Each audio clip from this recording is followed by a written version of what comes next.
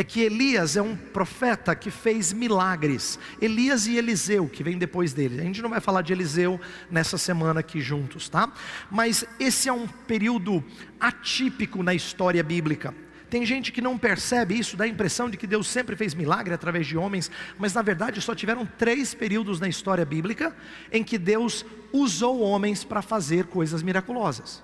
Primeiro através de Moisés e Josué, depois passaram-se centenas de anos no período agora de Elias e Eliseu, e depois com Jesus e os apóstolos.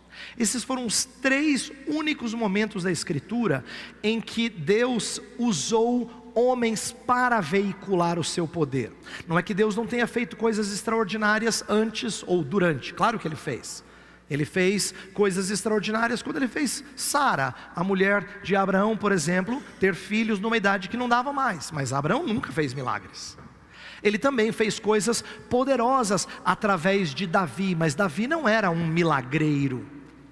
Ele também fez Isaías ver o relógio de Acás voltar 10 graus. Foi um feito miraculoso, mas ele não foi um articulador de milagres. Então é muito importante você saber disso, de que Elias aqui não está demonstrando uma característica do ministério profético. Fazer milagres nunca foi um feito típico de profeta. Na verdade, ele vai mostrar um outro lado de Elias, que aí sim a gente pode tirar lições. Não é de esperar milagres em todo o tempo, mas de que períodos de milagres revelaram muita incredulidade na história do povo. Isso é uma coisa muito interessante de Elias. Isto é, a presença dos milagres sempre foi reveladora de incredulidade, mostrando que quando Deus fez grandes feitos, não é verdade que a fé do povo foi fortalecida. O período de Moisés foi um período de grande incredulidade. Deus abre mar, afunda o exército egípcio, 10 pragas, eles veem pão cair do céu todos os dias durante 40 anos, e ainda assim, povo de dura cerviz. Para mostrar que não é fato que os milagres cultivavam uma confiança no Altíssimo. Não é diferente no período de Josué. Josué às vezes tem que confrontar o povo para dizer: a quem que vocês vão servir? Eu e a minha casa serviremos ao Senhor.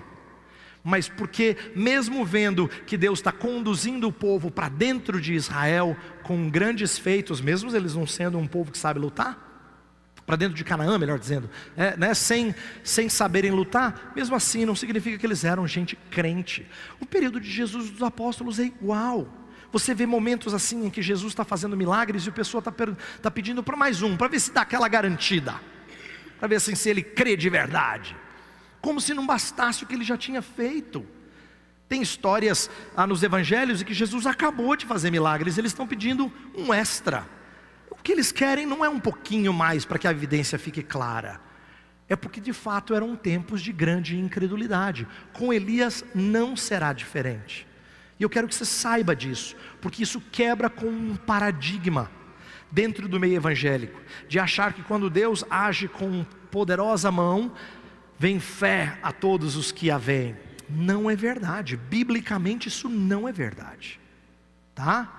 Os momentos em que Deus operou miraculosamente não produziu isso na vida de grande parte dos que testemunharam os milagres. Então é importante que você saiba disso. Mas aí você vai dizer assim: pastor, mas por que então que Deus faz os sinais? Então agora é a parte legal.